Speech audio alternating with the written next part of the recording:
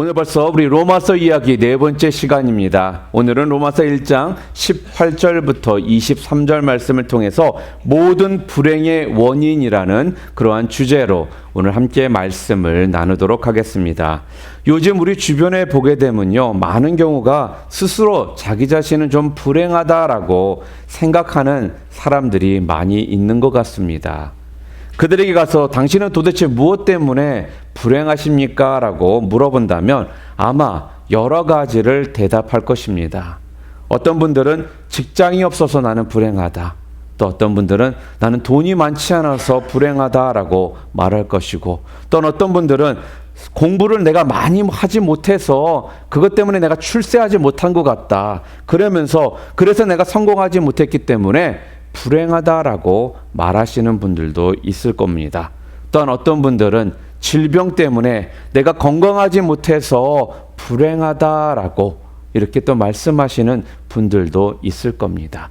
불행에는 아마 우리가 따진다면은 너무나도 종류가 많고요. 우리 각자가 생각하는 불행의 그러한 의미도 다르기 때문에 불행이라는 이야기를 할 때는 사람들이 여러 가지 말들을 하게 되는 것입니다. 많은 사람들이 스스로 나는 불행하다라고 말을 하는 그 원인들을 좀 분석해 보지 않습니까? 그러면은 크게 그 불행의 원인을 크게 두 가지로 우리가 볼 수가 있습니다. 첫 번째 불행은 뭐냐면요, 개인적인 불행을 말합니다. 개인적인 불행이라는 건 무엇이냐면은 바로 다른 사람들은 다 괜찮은데 나만 병에 걸려서 아픈 거예요. 또 다른 사람들은 내가 봐서는 잘 사는 것 같은데 나만 돈이 없어서 불행하다라고 느낄 수 있는 겁니다. 이런 것들이 개인적인 불행에 속합니다. 자, 그렇다면은 두 번째 사회적인 불행은 무엇일까요? 사회적인 불행은요, 예를 들어서 전쟁이 나서 하루아침에 모든 것들을 다 잃어버렸을 때, 그리고 겨우 목숨만 건지고 또 모든 것들을 다 잃어버렸을 때, 또한 경제가 안 좋아져서 불안 가운데 빠지는 바람에 내가 다니던 회사가 하루아침에 부도가 난다든지 회사가 망함으로써 내가 직장을 잃어버린다든지 그것 때문에 경제적으로 어려움 가운데 내가 빠지게 된다든지 이런 것들을 우리는 개인적인 불행 또는 사회적인 불행이다라고 우리가 말을 할 수 있습니다. 그런데 여러분들, 내가 스스로 난 참 불행해라고 이렇게 말만 한다면 그 불행이 해결이 되나요? 진정 불행이 해결이 되기 위해서는요, 그 불행의 분명한 원인이 어디에 있는지를 우리는 알아야지만 그 불행을 우리가 어떻게 해요? 해결할 수가 있는 겁니다. 그러니까 그 원인을 찾아야지만 곧 해결의 실마리를 우리가 찾을 수 있게 됩니다. 왜 그렇습니까? 우리가요, 가끔씩 이런 생각을 하지 않습니까? 내가 몸에 병이 걸렸습니다. 근데 그냥 집에 있으면서 괜찮아 이렇게 나한테 말을 한다고 해서 내 병이 치료가 되든가요? 절대로 괜찮아 한다고 해서 병이 치료가 되는 것은 아닙니다. 그렇다고 해서 그냥 그걸 대충 넘어가잖아요? 그러면 어떤 일이 벌어집니까? 내가 내 스스로의 병을 더 키우는 결과를 초래할 수밖에 없는 것입니다. 그렇기 때문에 여러분들이 병에 걸렸다라면 괜찮아로 끝나는 것이 아니라 그 병을 확실하게 치료해야 된다는 거죠.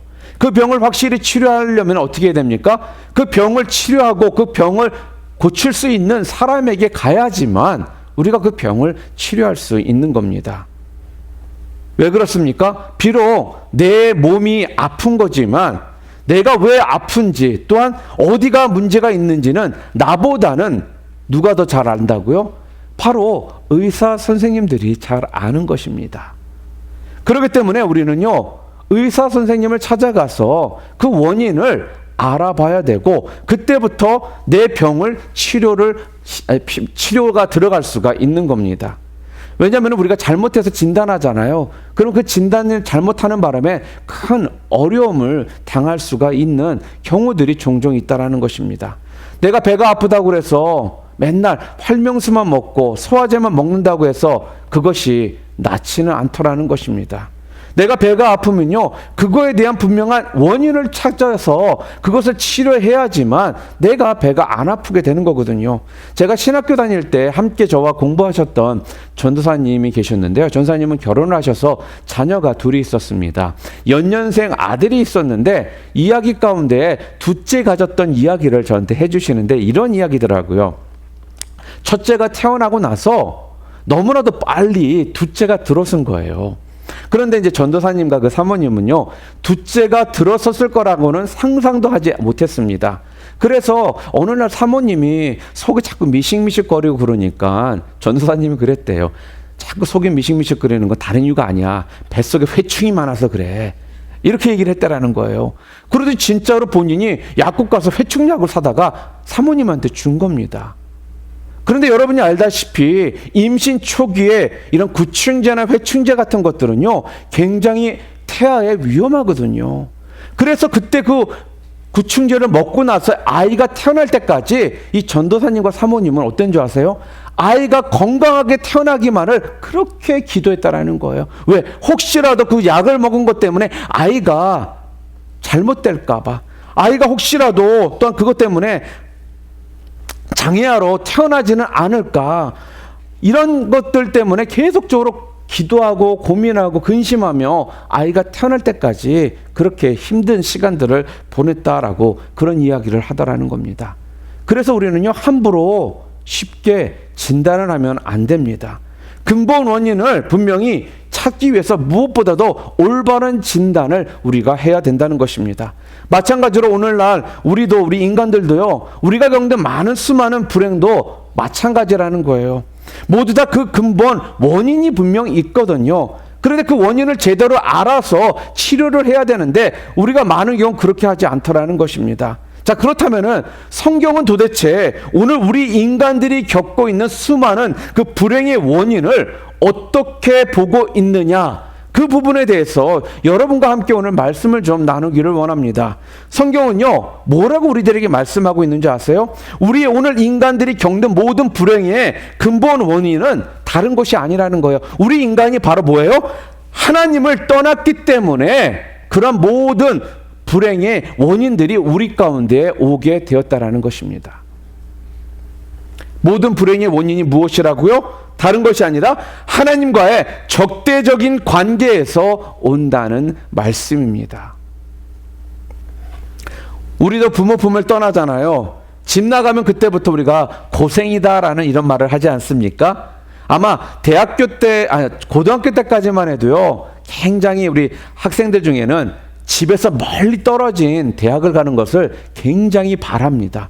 엄마 아빠로부터 좀 자유, 프리덤을 좀 얻기 위해서, 간섭으로부터 좀 멀리 떨어지기 위해서. 그런데요, 그렇게 해서 떠났던 학생들 많은 경우 대학교 1학년 지나고 나서 돌아와서 하는 말이 집이 그립다라는 겁니다.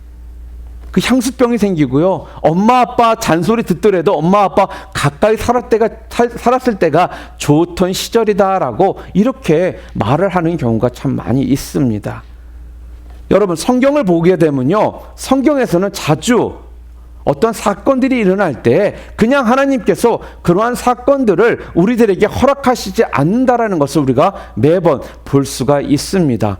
전쟁이나, 성경에 보면 전쟁 같은 것들이 자주 나오지 않습니까? 아니면 지진이나 어떠한 태풍이나 이런 사회적 재난들에 대한 이야기들이 나올 때마다 그 이유는 다른 것이 아니라는 거예요. 우리 인간들이 자꾸 하나님과 적대적인 관계 가운데 살기 때문에 하나님께서 우리들에게 경고 사인으로 그런 것들을 허락하시는 하나님의 모습들을 우리가 성경을 통해 많이 볼 수 있다는 거예요. 무슨 말씀입니까? 죄악 가운데 빠져 있는 그 백성들을 하나님께서 깨우쳐 주시기 위해서 그러한 사건들을 허락해 주시더라는 거죠. 여러분, 우리 인간이 가장 행복했을 때가 언제일까요? 우리 인간이 가장 행복했을 때는요, 다른 때가 아닙니다. 바로 우리가 에덴 동산에 있을 때입니다. 에덴 동산에서는요, 너무나도 우리가 행복했고요, 기쁨과 감격이 넘치는 하루하루를 우리가 살았다라는 거예요. 그런데 인간의 불행이 언제부터 시작된 줄 아십니까? 바로 뱀의 꼬드김에 넘어가서 그 선악과를 따먹는 순간 행복 끝 불행 시작이 되었다라는 겁니다. 그런데 여기에서 우리가 좀 깊이 살펴봐야 할 것이 무엇이냐면요, 아담과 하와가 선악과를 지금 따먹었던 이유가 뭐냐 하는 거예요. 도대체 무슨 이유 때문에 아담과 하와가 선악과를 따먹었을까요?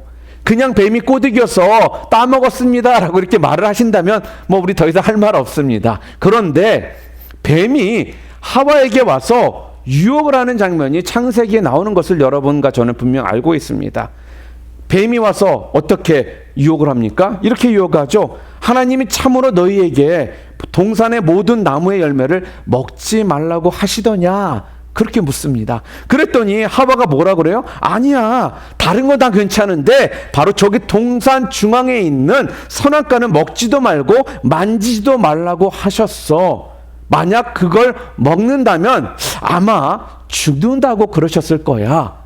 이렇게 하와가 뱀의 질문에 대답을 하더라는 거예요.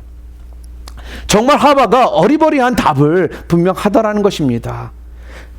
뱀이 뭐라고 하와를 꼬드깁니까? 그렇게 얘기했더니 하와가 얘기하니까, 야, 웃기고 있네. 그건 다 틀린 말이야. 하나님이 너희들 못 따먹게 하는 이유는 다른 이유가 아니야. 바로 이걸 따먹으면 너희도 눈이 밝아지고 너희들도 그때부터 하나님처럼 될 수 있기 때문에 하나님께서 너보고 그 선악과를 따먹지 말라고 하는 거야. 그리고 너 분명 그거 따먹어도 절대로 죽지 않는다. 따먹어도 괜찮아. 이렇게 뱀이 하와에게 얘기를 합니다. 그러니까 하와가 어떻게 해요? 선악과를 따먹습니다. 그리고 본인만 따먹었으면 끝났을 텐데, 참, 이 부부는 일심동체라는 말이 있죠. 나눠 먹겠다라는 그 신념에 남편인 아담에게 또한 그 선악과를 주다라는 겁니다. 결국 아담과 하와가 선악과를 따먹었던 이유가 무엇입니까? 피조물인 자신들이요, 바로 뭐예요? 하나님과 같이 되려고 했다라는 것입니다. 다른 말로 한다면 하나님이 지금까지 아담과 하와에게요, 정말 부족함 없이 모든 것을 다 공급해 주셨는데 그 하나님을요, 아담과 하와가요, 하나님으로서 인정하지 않고 자신들이 하나님이 되고자 하는 그러한 모습이 있게 된 것입니다.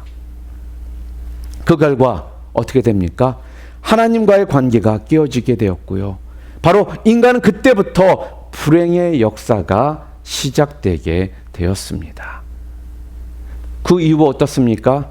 아담의 후손으로 태어난 모든 인간들은요, 그래서 하나님에 대해서 태어나면서부터 원수로 태어나게 된 것입니다. 하나님과 깨어진 관계로 태어나 버리게 된 것입니다. 그렇기 때문에 하나님의 진노를요, 우리는 절대로 못 벗어나게 되었습니다. 그래서 우리 인간은 태어날 때부터 하나님이라면요, 무조건 어떻게 해요? 싫다라고 합니다. 하나님에 대해서는 본능적으로요, 거부하는 DNA를 다 갖고 태어나게 되었다라는 것입니다. 바로 이게 우리 인간의 근본 문제예요. 또한 근본 불행의 씨앗인 것입니다. 지금도요, 에덴 동산에서 아담과 하와가 하나님의 동산을 빼앗아 자기 것으로 만들려고 했던 것처럼요, 지금 이 시대에 사는 우리들도 어떻습니까? 하나님이 만들어 놓으신 이 아름다운 세상을요, 하나님을 몰아내고 인간들의 세상으로 지금 만들어가고 있더라는 것입니다. 여러분, 너무 쉽게 생각하지 마시라고 제가 여러 번 강조해서 말씀드리고 있지 않습니까? 지금 세상이 돌아가는 모습들을 한번 보시기를 바랍니다. 동성연애가 자꾸 합법화가 되고 있는 나라들이 늘어나고 있고요. 동성연애자들이 파워를 가지고 지금 이 세상을 어떻게 보면은 흔들고 또 끌고 나가는 모습들을 우리가 보고 있다라는 겁니다. 크리스천들이 그렇게 많이 있다고 하는데 도대체 우리 크리스천들은 지금 어떠한 모습 가운데 이런 상황에 대해서 지금 대처하고 있는지요? 그냥 우리도 모르게 흘러가는 대로 그냥 바라만 보고 있는 우리의 모습들을 솔직하게 여러분과 저는 분명 보고 있지 않습니까? 말로는 그것은 잘못된 거라고 말을 하면서 여러분 그것 때문에 얼마나 여러분들이 간절한 마음으로 하나님 앞에 회개하고 기도하고 있느냐라는 겁니다. 지금 이 세상은요, 지금 우리 인간들이요, 하나님의 세상을요, 하나님을 인정하지 않고요, 몰아내버리고 인간들의 세상으로 지금 만들어가고 있다라는 거예요. 지금 그런 시대가 여러분과 제가 살고 있는 지금 이 시대라는 것입니다. 그런데도 우리는 어떻습니까? 자꾸 나만 생각하죠. 나만 행복하고 나만 좋고 나만 모든 거 다 있으면 되고 나만 아니면 되지 않겠냐라는 이런 이기적인 생각 가운데 자꾸 우리들이 신앙생활을 하고 있다는 겁니다. 정확히 말한다면요, 여러분과 저는, 이 세상은요, 하나님 없이는 도저히 살 수가 없는 사람들이 바로 여러분과 저라는 거예요. 그런데도 불구하고요, 우리는 여전히 어떻게 해요? 적대적인 관계 가운데 하나님을 인정하지 않고 살고 있더라는 것입니다. 이런 인간의 태도를요, 오늘 본문은 뭐라고 표현하고 있는지 아십니까? 불의로 진리를 막는다라고 표현을 하고 있더라는 거예요. 무슨 말씀입니까 이게요? 바로 뭐예요? 하나님의 존재를 인정하지 않는다, 그런 뜻입니다. 불의로 진리를 막는다라는 건요, 다른 것이 아니에요. 하나님의 존재를 인정하지 않는다, 그런 뜻이라는 거죠. 오늘 18절 말씀 좀 다시 읽을까요? 우리 한 목소리로 좀 읽었으면 좋겠습니다. 하나님의 진노가 불의로 진리를 막는 사람들의 모든 경건하지 않음과 불의에 대하여 하늘로부터 나타나나니, 지금 이렇게 말씀합니다. 이 말씀에서 오늘 우리가 처한 가장 심각한 상황이 무엇이라는 거예요? 오늘날 우리 모두가 하나님의 진노 아래 있다라는 그 문제라는 겁니다. 이 문제만큼 우리 인간이 직면한 가장 중요한, 가장 심각한 문제는 없다라는 거예요. 하나님의 진노 아래 있다라는 이 문제. 그런데 사람들은요, 이렇게 심각한 문제를 우리는 어떤 줄 아세요? 우리의 삶 가운데, 우리의 문제들 가운데 제일 마지막에조차도 놓지 않고 살고 있다라는 거죠. 사람들은 종종 이렇게 표현을 합니다. 내 아들, 내 딸이 좋은 대학만 들어간다면 나는 평생 식모살이 해도 좋겠습니다. 이런 말들 하더라는 거예요. 여러분, 맞아요. 자녀가 좋은 대학 들어가면 좋습니다. 그러나 우리에게 가장 중요한 것은 좋은 대학 들어가는 것이 아니라는 것입니다. 이것만 된다면 이렇게 생각하지 마시라는 거예요. 대학 들어가는 이유가 하나님의 영광을 위해 들어가는 것이라면 옳지만 대학 들어가는 것이 중요한 문제는 아니라는 것입니다. 또 우리는 어떻습니까?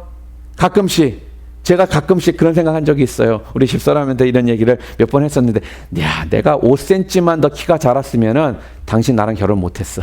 이렇게 우스갯소리를 한 적이 있거든요. 우리 가운데 그런 거 있잖아요. 외모적으로 내가 키만 좀 자라면, 야, 내가 억만금이라도 주겠다. 뭐 이런 생각도 우리 갖고요. 또 어느 때는 어땠습니까? 내가 사업만 잘 된다면은 내 사업체가 돈만 많이 벌 수 있다면 내 영혼이라도 팔겠다, 이렇게 생각하는 경우도 있더라는 것입니다. 또한 저 남자가, 저 여자가 나만 사랑해 준다면 난 죽어도 좋아, 이렇게 우리가 생각하고 말을 하며 살 때가 있다는 거죠. 우리가 직면한 정작 중요하고 심각한 문제는 완전히 외면한 채 별 볼 일 없는, 어떻게 보면 쓸데없는 것들이 우리의 심각한 문제가 되어서 매 순간 거기에 집착해서 우리가 살고 있는 우리의 모습들을 우리는 분명 알아야 된다는 말씀입니다. 오늘 우리 인간이요, 가장 심각하게 중요하게 직면하고 있는 문제가 뭐라고요? 다른 것이 아니라고 말씀드렸죠. 무엇이라고요? 바로 하나님의 진노입니다. 하나님의 그 진노, 이걸 깨달아야 되는 것입니다. 그런데 이 하나님의 진노가 누구에게 임한다라고 오늘 성경은 말할까요? 도대체 이 하나님의 진노가 누구에게 임하느냐? 18절 말씀의 중간부터 보면요, 불의로 진리를 막는 사람들의 모든 경건하지 않음과 불의에 대하여 하나님의 진노가 임한다 라고 말씀합니다. 그러니까 불의로 진리를 막는 자들에게 하나님의 진노가 임하는데, 불의한 자들의 무엇에 하나님의 진노가 임하고 그들을 벌 주시냐 하면요, 불의로 진리를 막는 자들의 뭐라고 써있어요? 뒷부분에 경건하지 않음에 진노하신다라고 지금 말을 합니다. 경건하지 않음에 대해서. 불의를 행하는 자들은 불의를 행하는 자들의 그 드러난 악행도 문제지만 그 불의함을 행할 수밖에 없는 저들의 경건치 않음이 더 큰 문제다라고 오늘 성경은 정확하게 지금 말씀해 주고 있습니다. 경건치 않다라는 것이 무슨 뜻일까요? 경건치 않다라는 건요, 거룩하지 않다라는 것입니다. 자, 그렇다면 거룩하지 않다라는 것은 무슨 뜻일까요? 거룩하지 않다라는 건요, 다른 것이 아닙니다. 하나님께 속하지 않았다라는 거예요. 하나님의 가족으로 하나님께 속하여 있지 않은 자가 경건하지 않은 자, 거룩하지 않은 자다라고 말씀하고 있는 겁니다. 그래서요, 성경에서 경건하다, 거룩하다라는 표현을 어느 상황에서 어떤 곳에서 사용하고 있느냐 하면요, 도덕적 또 윤리적, 종교적으로 선하게 사는 것을 성경에서는 절대로 거룩하지 않고 어디에 따라서 그걸 거룩하다, 거룩하지 않다라고 평가하느냐면요, 하나님께 속해 있느냐, 속해 있지 않느냐에 따라서 경건하냐, 거룩하냐를 구별한다라는 거예요. 도덕적인 거, 윤리적인 거, 종교적인 거로서 구분하시는 것이 아니라, 판단하시는 것이 아니라 하나님께 속해 있느냐, 속하여 있지 않느냐, 여기에 따라서 여러분들이 거룩한 자냐, 경건한 자냐가 결정이 된다는 말씀입니다. 그래서 여러분들이 성경을 읽다 보면요, 특히 신약에 보게 되면 고린도전서나 갈라디아 같은 데 보면요, 그 서신서를 보낼 때 갈라디아 교인들, 고린도 교회 교인들에게 서신서를 보내잖아요. 그런데요, 그들이 굉장히 아주 심각한 오리, 곧 뭐예요? 도덕적으로, 윤리적으로 문제에 빠져 있음에도 불구하고요, 사도 바울은요, 그 성도들, 고린도 교인들 또한 갈라디아 교인들을 향해서 뭐라고 부르는지 아세요? 성도다라고 그들을 부르더라는 거예요. 아니, 아주 심각한 도덕적으로, 윤리적으로 문제가 있는 이러한 사람들에 대해서 사도 바울이 성도다라고 그들을 부르더라는 말씀입니다. 제가 지난주에 그랬죠. 성도의 성자가 무슨 성자라고요? 성은 거룩할 성, 도는 무리도라고 말씀을 드렸습니다. 그러니까 뭐예요? 거룩한 무리, 거룩한 경건한 자, 그게 바로 성도라는 거예요. 그런데 그들을 그렇게 윤리적으로나 도덕적으로 문제가 있는 사람들임에도 불구하고 성도라고 사도 바울은 계속적으로 부르더라는 말씀입니다. 그러니까 이 교회 교인들이 잘못한 것에 대해서 사도 바울이 책망하는 내용에 좀 들어가서 보잖아요. 그러면 불신자들이라도 잘 행하지 않는 그러한 부도덕한 행동들을 그들이 했음에도 불구하고 그들을 권면하고 책망은 하지만 그들을 뭐라고 불러요? 계속적으로 성도라고 부르더라는 말씀이죠. 여러분, 여기에서 이거를 분명히 알아야 되는 것입니다. 여러분, 거룩한 경건함, 성도는 다른 것이 아니라 바로 도덕적으로, 윤리적으로 선하게 사는 것을 성도라고 표현하는 것이 아니라 하나님께 속했냐, 속하지 않았냐에 따라서 결정이 된다는 거예요. 아무리 세상적으로 봐서 윤리적으로, 도덕적으로 선한 삶을 살고 있고 선한 일들을 행하는 사람일지라도 그 사람이 하나님에게 속해 있지 않는다면 그 사람은 하나님의 진노 아래 있는 사람이라는 말씀이에요. 여러분, 이것을 정확하게 아셔야 되는 겁니다. 이게 정확치 않잖아요. 그럼 그때부터 우리가 신앙생활을요, 정말 웃기지도 않게 신앙생활을 하게 됩니다. 지금 교회들이 왜 자꾸 무너져 나가고 있습니까? 왜 자꾸 교회들이 줄어들고 있어요? 성도들이 줄어들어요? 이 부분에 대해서 정확하게 가지고 있지 않기 때문에 그냥 선하고 착하면 그게 다 좋은 거고 그게 다 신앙이라 생각한다라는 거예요. 경건치 않다라는 건요, 결국 하나님과의 관계성이 바르지 못하다라는 것을 말하고 있는 겁니다. 경건하지 않은 자, 하나님과의 관계성이 정상화되지 못한 사람은 어떻게 된다고요? 어떻게 된다고요? 하나님의 진노 아래 있게 된다. 분명히 성경은 지금 말씀하고 있습니다. 자, 그렇다면 하나님의 진노에서 벗어나는 방법은 무엇일까요? 거기서 벗어날 수 있는 방법이 뭐예요? 간단하잖아요. 하나님과의 관계가 회복이 되면 여러분은 하나님의 진노로부터 벗어날 수가 있게 되는 것입니다. 이 말씀은 뭐예요? 하나님께 여러분들이 속해지면, 하나님을 하나님으로서 여러분들이 인정하기 시작하면 그때부터 여러분들은 하나님의 진노로부터 벗어나게 된다. 지금 그 말씀이에요. 제가 위에서도 말씀드린 것처럼 모든 인간은요, 인류의 선조인 아담이 하나님을 배반하고 죄를 지어서요, 그때부터 우리가 하나님과 분리된 그 이후로 누구를 막론하고 모두가 다 죄인으로 태어났다라는 거예요. 바꿔 말하면 다 하나님과의 관계가 끊어진 상태로 태어난다는 것입니다. 그래서 마땅히 뭐가 돼요? 진노의 자식이 되는 겁니다. 자, 더 정확하게 좀 이 부분에 대해서 성경에서 뭐라고 하는지 볼까요? 에베소서 2장에 보게 되면요, 여기에 대해서 훨씬 더 정확하게 묘사를 하고 있습니다. Ephesians chapter 2 verse 1 and 3. 자, 우리 에베소서 2장 1절과 3절 말씀 좀 우리 함께 좀 읽었으면 좋겠습니다. 함께 읽겠습니다. 그는 허물과 죄로 죽었던 너희를 살리셨도다. 그때 너희는 그 가운데서 행하여 이 세상 풍조를 따르고 공중의 권세 잡은 자를 따랐으니 곧 지금 불순종의 아들들 가운데서 역사하는 영이라. 전에는 우리도 다 그 가운데서 우리 육체의 욕심을 따라 지내며 육체와 마음에 원하는 것을 하여 다른 이들과 같이 본질상 진노의 자녀이었더니. 우리 인간이 처음 아주 처한 심각한 문제가 뭐라고요? 본질상 진노의 자녀라는 거예요, 여러분. 그래서 사도 바울이 복음을 말할 때마다요, 자꾸 하는 말이 뭐예요? 내가 왜 이 복음을 여러분 자랑하는 줄 아느냐? 다른 것이 아니라는 거예요. 이 복음이 너희를 치유할 수 있는 유일한 처방전이기 때문에 그렇다라는 거예요. 그렇기 때문에 너희에게 구원을 주시는 하나님의 능력이기 때문에 내가 이 복음을 이렇게 자랑하면서 떠들고 다니는 것이다 라고 사도 바울은 말을 하는 겁니다. 바로 우리가 하나님의 진노 아래 있다라는 이 사실을 인식하지 못하잖아요. 그러면 그것은 참으로 황당하고 어떻게 해요? 무의미한 선언이 될 수밖에 없는 겁니다.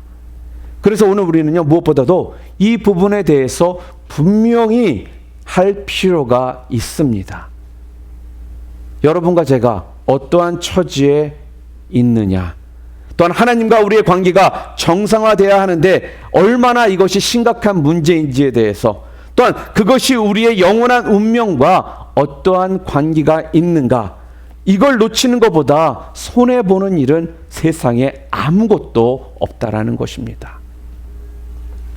그래서 이사야 1장을 보잖아요. 그럼 이사야서 1장을 보게 되면요, 이런 문제들이 얼마나 성경에 보편적으로 또한 일관된 사상인가 하는 것을 이사야에서 정확하게 또 보여주거든요. 이사야서 1장 2절과 6절 말씀 한번 여러분이 읽으시면은 거기는 어떤 내용이냐면 이스라엘의 역사가 맨날 어떻게 보면 매맞는 역사 같은 거예요. 무슨 말? 맨날 혼나요. 이스라엘 백성들이 매맞는 가장 큰 이유가 뭔지 아세요? 하나님을 떠났기 때문이라고 재차 말씀하시더라는 겁니다. 하나님께로부터 매를 맞는다라는 건 뭐예요? 그들이 자꾸 하나님으로부터 떠났기 때문에, 하나님 앞에 속해 있어야 되는데 그들이 자꾸 하나님을 떠나기 때문에 그들이 그렇게 매를 맞을 수밖에 없더라는 것입니다. 매 맞는 이유는요, 그래서 다른 이유가 아니었습니다. 주변 강대국가 사이의 그런 정치적인, 군사, 외교적인, 경제적인 그런 문제 때문이 아니라 뭐예요? 이스라엘 민족이 주변 민족에게 압제를 당하고 포로로 끌려간 가장 큰 이유는요, 다른 것이 아니라 바로 하나님이 저들을 팔아 넘기셨기 때문에 그들이 그러한 어려움을 당하셨다라는 거예요. 저는요, 그래서 이번에 이러한 동성연애가 합법화되고 이런 것들이요, 지금 하나님께서 우리들에게 주시는 경고의 저는 메시지라고 저는 분명 확신합니다. 우리가 이때 경고 이 메시지를 온전히 들어야 되는 거거든요. 다른 것에 집중하는 것이 아니라 하나님의 그 메시지를 우리가 분명히 듣고요, 회개하고 하나님 앞에 속한 삶을 살아야 된다라는 거예요. 하나님의 진노 아래에서 여러분이 벗어나기 위해서는요, 하나님께 속해야 된다는 겁니다. 여러분들이 매맞지 않기 위해서. 그러면 하나님이 이스라엘 백성들을 팔아넘기시는 이유는 뭐였느냐? 저들이 언제나 하나님을 배반했을 때 하나님이 그렇게 하시더라는 겁니다. 성경의 전체적인 내용들을 보십시오. 하나님께서 그때그때마다 그들에게 그러한 어려움을 주시는 이유는요, 그 백성들이 계속적으로 하나님을 배반하기 때문에, 하나님을 떠났기 때문에 그렇게 하시더라는 겁니다. 그러니까 이스라엘 역사는요, 우리 인간이 얼마나 그 마음에 성실함이 있는가 없는가 하는 것과 동시에 모든 복과 모든 벌은 누구 손에 있다고요? 하나님 손에 있다라는 것을 가장 잘 보여주는 예라는 말씀이에요. 하나님은 이스라엘 백성들을 애굽에서 탈출시키시면서 가나안 땅을 그들에게 주지 않으셨습니까? 그러면서 뭐라고 말씀하셨죠? 그 땅을 주시면서 뭐라고 말씀하셨냐면요, 젖과 꿀이 흐르는 그 가나안 땅을 너희들에게 주겠다. 그런데 단 한 가지 조건이 있다라는 거예요. 그 조건이 무엇이었을까요? 다른 것이 아니었습니다. 너희가 내 말을 들으라 하는 것이었습니다. 그러면 너희가 짓지 않은 집에 살 것이고 너희가 심지 않은 것을 먹게 될 것이고, 그러나 거기 들어가서 잘 살다가도 너희가 내 말을 잘 듣지 않으면 너희가 지은 집에서 너희가 쫓겨날 것이고 너희가 심은 곡식들을 너희가 먹지 못할 것이다 라는 그 말씀을 하고 계시는 거거든요. 너희가 내 눈에 잘 보이면 너희를 치러 올라오는 자가 한 길로 올라왔다가 10길로 도망갈 것이고, 너희가 내 말을 안 들으면 너희가 한 길로 치러 올라갔다가 10길로 도망치는 이러한 반대적인 역사가 일어나게 될 것이다라고 하나님께서는 분명히 이스라엘 백성들에게 말씀해 주셨습니다. 이게 구약 성경에 서두부터 등장하는 어떻게 보면 하나님의 약속이고, 또 여기에 대해서 이스라엘 백성들이 하나님을 시험하여서 하나님을 배반하였다가 그 말씀대로 그들이 저주를 그대로 그들 가운데 임하게 되는, 분명 이 역사를 우리는 알고 있지 않습니까? 결국 나아가 예수 그리스도를요, 이스라엘 백성들이 어땠습니까? 십자가에 못 박는 그런 일을 그들이 저지르고 맙니다. 그럴 때 빌라도가 뭐라고 말합니까? 나는 이 사람이 무죄하다라고 본다라고 했더니 이스라엘 백성들은 뭐라고 해요? 만일 우리가 무고한 자를 죽인다면 그 죄값을 우리가 받겠나이다. 그 피를 우리와 우리 자손들에게 어떻게 돌리소서, 그렇게 그들이 이야기를 하지 않았습니까? 그랬더니 어떤 일이 벌어져요? 그래서 2000년 동안 이스라엘 민족은, 유대 민족은 땅을 잃고 유리하는 민족이 되었고요. 우리가 잘 아는 것처럼 세계 2차 대전에 어떻습니까? 600만 명이라는 사람들이 가스실에서 죽음을 당하는 이런 처참한 역사를 그들이 맞이할 수밖에 없게 됐다라는 거예요. 오늘 우리의 인생도 그래서 마찬가지라는 것입니다. 구약 성경을 통해서, 신약 성경을 통해서 우리가 배우는 것이 무엇입니까? 복의 근원이 누구시며 온 세상의 만물의 주권자가 누구이신가 하는 것을 아는 것, 이것보다 더 중요한 것이 없다라는 말씀입니다. 그래서요, 우리가 누구에게 진짜 애교를 떨어야 되는지 우리는 잘 파악을 해야 돼요. 어느 줄에 서야 할지 잘 판단해야 된다는 것입니다. 줄을 잘 쓰셔야 된다는 거예요. 여러분, 줄 잘 쓰시기를 바랍니다. 잘못된 줄 쓰면요, 여러분 평생 고생한다는 거예요. 사랑하는 성도 여러분, 그래서 우리가 꼭 기억해야 하는 것은요, 하나님의 진노로부터 우리가 벗어나는 것이 우리가 당면한 가장 심각한 문제라는 사실을 여러분과 저는 잊지 말아야 된다는 말씀입니다. 그런데 사람들은요, 이걸 싫어하더라는 거예요. 이걸 인정하는 것을 싫어합니다.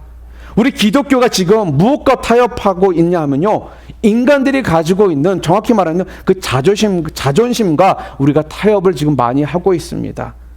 우리가 그 자존심을 꺾고 하나님을 인정하고 하나님 앞에 납작 엎드려야 되는데, 그 자존심을 못 꺾어 가지고요, 우리가 자꾸 우리 자신들을 드러내려고 하니까 어떤 일이 벌어집니까? 기독교가요, 세상과 타협을 하다라는 거예요. 타협을 하니까 어떤 일이 벌어집니까? 이제는 성경의 말씀이 분명히 정확하게 적혀 있는데도 불구하고요, 어떤 교단들은요, 어떻게 합니까? 그걸 합법화시키는 것을 당연시 동의하는 이런 일들이 지금 벌어지고 있더라는 거죠. 여러분, 이거 진짜 무서운 일들입니다. 성경 말씀이 분명 정확하게 적혀 있는데도 불구하고 그것들을 그들이 뒤집어 엎더라는 것입니다. 그러니까 그렇게 하면 세상적으로 보면 저 교단은 굉장히 참 포용심도 넓고 선한 단체처럼 보이거든요. 그러니까 지금 교회들이 어떤 모습으로 비춰지고 있습니까? 윤리적이고 도덕적인 단체가 돼버렸다는 거죠. 또한 무슨 이는 YMCA 같은 그러한 단체가 되어버렸습니다.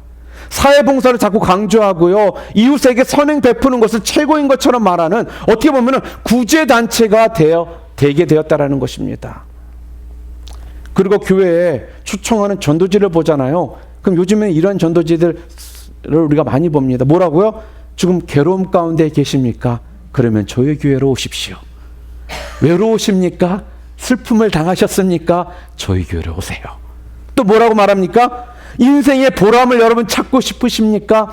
우리 교회로 오세요. 이게 요즘 전도지의 전도 내용이라는 거예요. 맞습니다. 이렇게 해서라도 불신자들을 전도하겠다라는 그 마음은 분명히 이해는 됩니다. 그런데요, 이것을 전도의 한 전력으로 사용하는 것도 이해가 됩니다. 그런데 우리 교회가, 우리 기독교가요, 그렇게 사람들에게 이해되어져서는 안 된다라는 것입니다. 우리 기독교는요, 하나님이 분명 사랑의 하나님이심을 우리가 강조합니다. 맞습니다. 우리 하나님은 사랑의 하나님이십니다. 그러나 그 사랑이신 하나님을 가르치기 전에, 말하기 전에 우리가 먼저 그들에게 알려줘야 될 것이 있다면, 우리는 모두는 하나님께 속해 있지 않는다면 우리 모두는 하나님의 심판 아래에 있는 자들이라는 이 부분을 먼저 가르쳐줘야 된다는 거예요.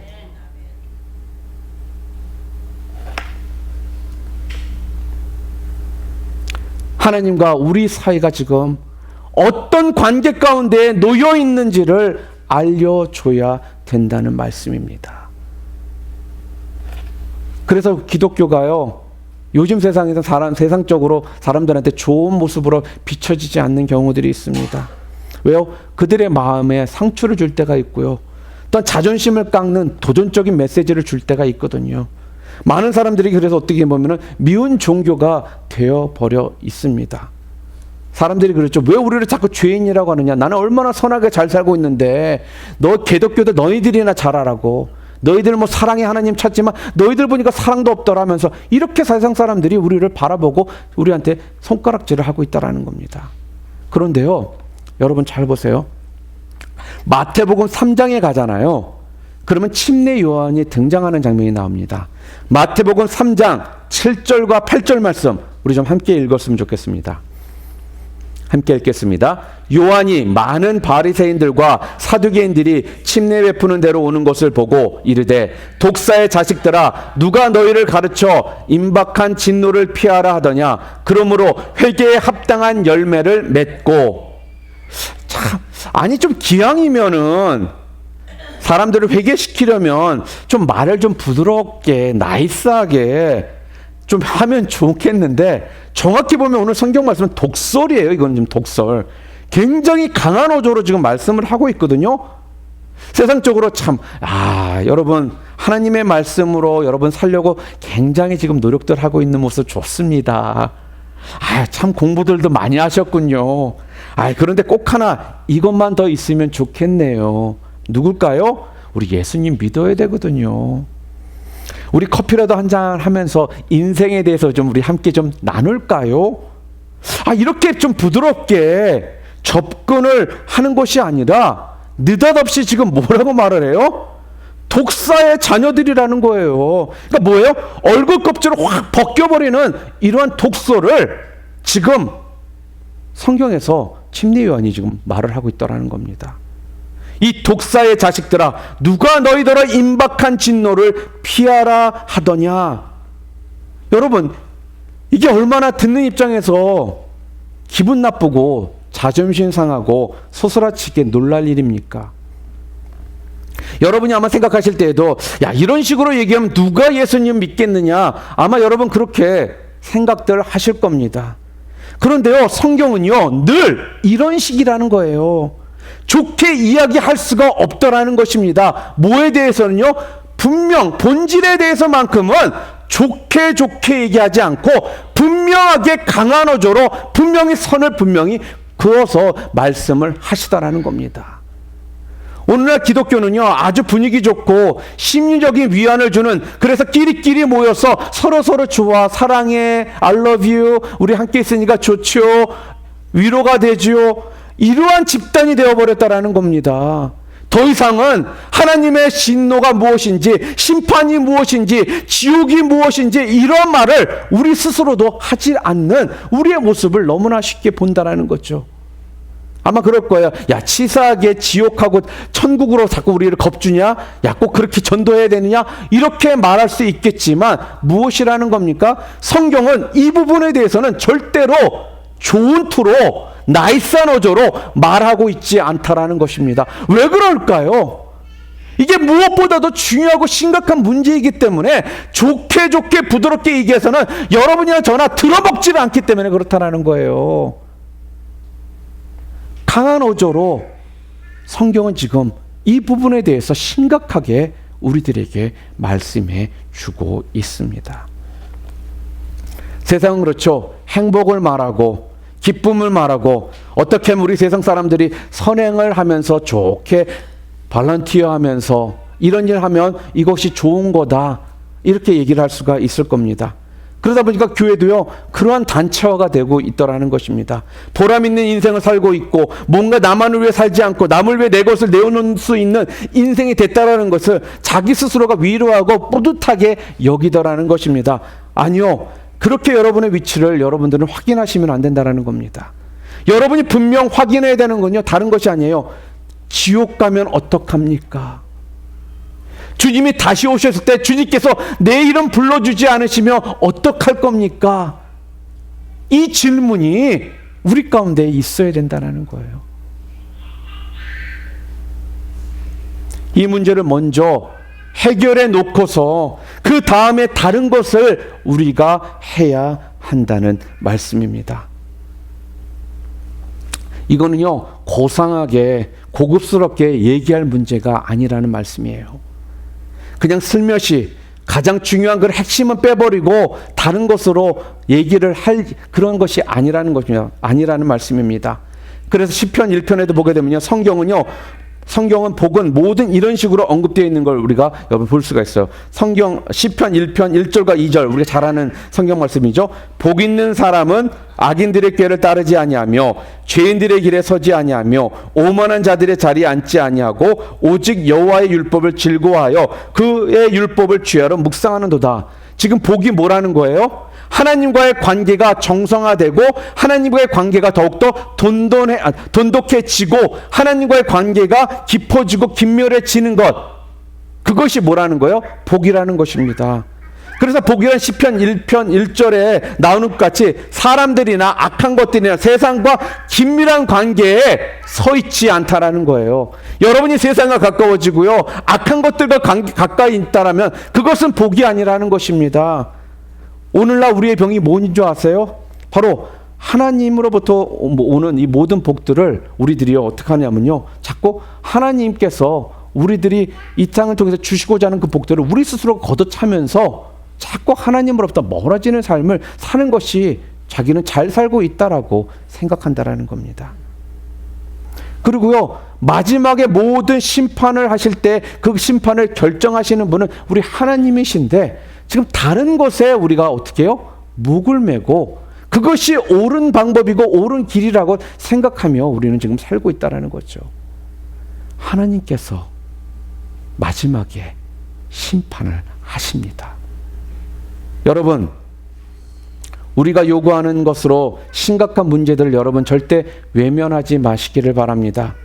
여러분들에게 지금 요즘에 여러분들이 가지고 있는 심각한 문제가 무엇입니까?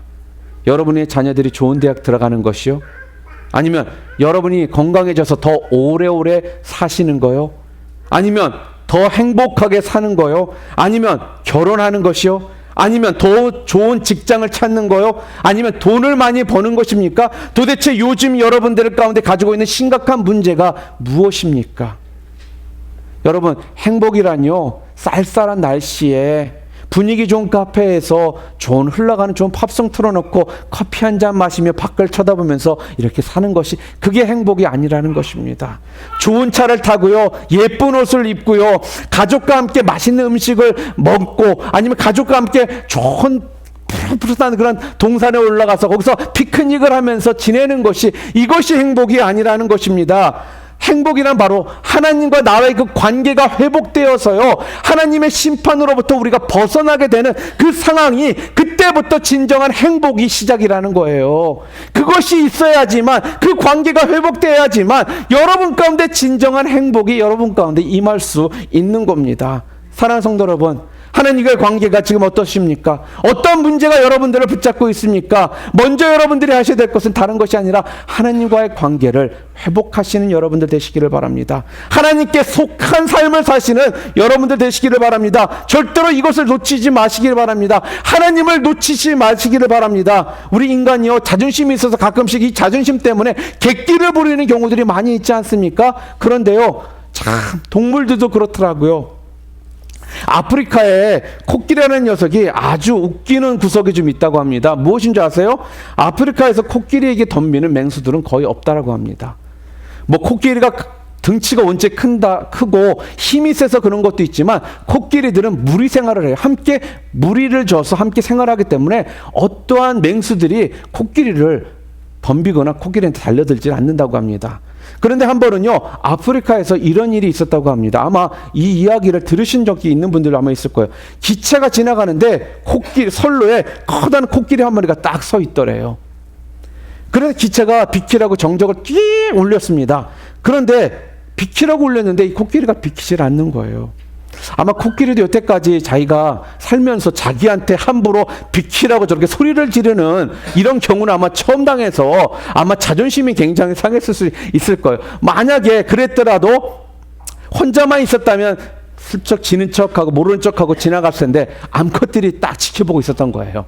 그러니 이 자존심에, 스컷의 자존심에 끝까지 움직이지 않고 버티고 있다가 기차와 충돌을 했습니다. 전추 몇 주 정도 나왔을까요? 이 코끼리가요. 소천하셨습니다. 여러분, 이건 용기가 아니라는 거예요. 이건 세상적인 말로 객기라는 것입니다. 그런데 이런 객기를 우리 인간들도 부리더라는 거예요. 무엇 때문에? 자존심 때문에, 남자라는 자존심 때문에, 내가 여자라는 그 자존심 때문에 이러한 객기를 부리다가 우리가 어떻게 해요? 어려움 가운데 처한 우리들의 자신들을 우리는 너무나도 자주 보지 않습니까? 우리 인간이요, 이렇게 우스운 존재들이라는 거예요. 자, 그런데 왜 우리가 이럴까요? 이 이유는 다른 것이 아닙니다. 바로 영적인 문제에 우리가 부딪혀 있기 때문에 그렇다는 겁니다. 하나님과의 관계가 회복되어져 있고요, 하나님께 속해져 있다라고 분명히 믿고 사는 사람이라면요, 이러한 엉뚱한 자존심이나 이런 객기를 부리지 않거든요. 그런데 우리가 그렇지 못하기 때문에 아직까지도 나한테 남아있는 이 자존심, 이 객기 같은 것들이 자꾸 불쑥불쑥 튀어나오면서 이러한 짓들을 하더라는 것입니다. 그래서 우리 인간은요, 영적으로 죄인이요, 무지하다라는 거예요. 결국 문제는 이것입니다. 하나님의 진노가 우리 모든 인류가 풀어야 할 가장 시급한 문제라는 것을 여러분들 꼭 잊지 마시기를 바랍니다. 그 문제를 하나님께서는요, 우리들에게 해결하라고 하지 않으시고요, 직접 이 땅에 하나님께서 오셔서요, 우리를 어떻게 해요? 십자가 안에서 이 문제를 풀어주셨다라는 거. 이것이 복음이라는 거예요. 이것이 우리에게 복음이 절대적으로 필요한 이유라는 것입니다. 이 문제를 이 자리에 앉아있는 여러분 모두는요, 분명히 해결하신 분이심을 저는 믿습니다. 그런데 이제부터 여러분들이 해야 될 것이 무엇인지 아십니까? 여러분들은 해결됐지만 여러분 주변에 여러분처럼 해결받지 못한 영혼들이 너무나도 많이 있다라는 것입니다. 혹시 가족 중에 계십니까? 친구 중에 계십니까? 친척 중에 계십니까? 이웃 중에 그런 분들이 계십니까? 주변에 그런 사람들이 있다면 그들에게 이제는 분명히 여러분들이 자신 있게 설명하시고 가르쳐 주셔야 된다라는 거예요. 매년 하나님은 사랑이십니다, 이걸로 끝나지 마시고요, 그것보다 더 중요한 게 하나님과 우리의 관계가 지금 잘못되어 있기 때문에 우리가 이런 모든 불행들을 우리가 지금 접하고 있다라는 이 사실, 이 불행으로부터 우리가 자유함을 얻기 위해서는 어떻게 된다고요? 하나님의 심판 아래에서 우리가 벗어나야 된다라는 거. 그러기 위해서 뭐예요? 바로 그 복음, 예수 그리스도를 구주로 영접해야 되고, 여기서 우리가 하나님과의 관계가 회복되어야지만 그때부터 진정 이 땅에서 모든 불행들은 사라질 것이고요, 그때부터 진정한 행복이 여러분과 저의 삶 가운데 충만히 임하게 될 것입니다.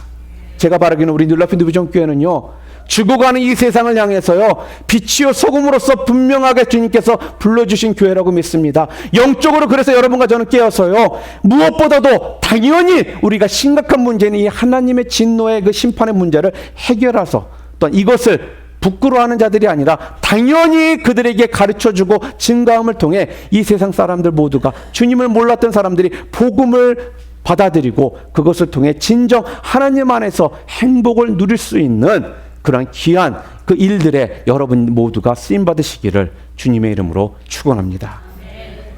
함께 기도하시겠습니다.